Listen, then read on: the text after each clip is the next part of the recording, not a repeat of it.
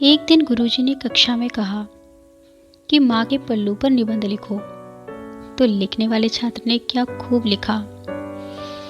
आदरणीय गुरुजी, माँ के पल्लू का सिद्धांत माँ को गरिमामयी छवि प्रदान करने के लिए था। इसके साथ ही यह गर्म बर्तन को चूल्हा से हटाते समय गर्म बर्तन को पकड़ने के काम भी आता था। पल्लू की तो बात ही निराली थी। पल्लू पर तो बहुत कुछ लिखा जा सकता है। पल्लू बच्चों का पसीना, आंसू पोंछने, गंदे कान, मुंह की सफाई के लिए भी इस्तेमाल किया जाता था। माँ इसको अपना हाथ पोंछने के लिए तौलिया के रूप में भी इस्तेमाल कर लेती थी।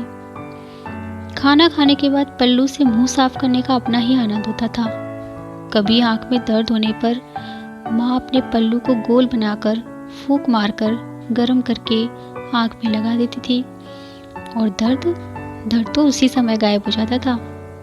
माँ की गोद में सोने वाले बच्चों के लिए उसकी गोद गद्दा और उसका पल्लू चादर का काम करता था। जब भी कोई अनजान घर पर आता तो बच्चा उसको माँ के पल्लू की ओट लेकर देखता था। जब भी बच्चे को किसी बात पर शर्म आती तो वो पल्लू से अपना मुंह ढककर छुप जाता था। जब बच्चों को बाहर जाना होता तब माँ का पल्लू एक मार्गदर्शक का काम करता था। जब तक बच्चे ने हाथ में पल्लू थाम रखा होता तो सारी कायनात उसकी मिट्टी में होती थी।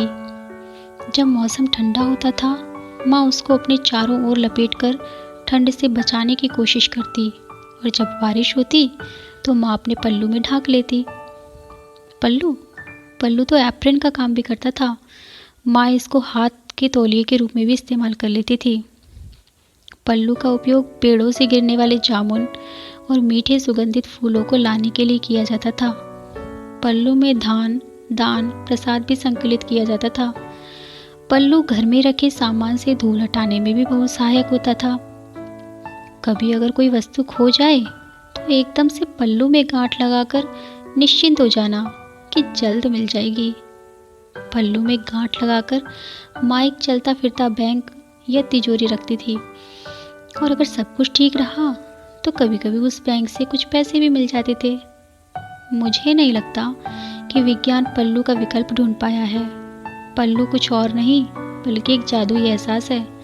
सस्नेह संबंध रखने वाले अपनी माँ के इस प्यार और स्नेह को हमेशा महसूस करते हैं, जो कि आज की पीढ़ियों की समझ में आता है कि नहीं, ये बिल्कुल भी पता नहीं।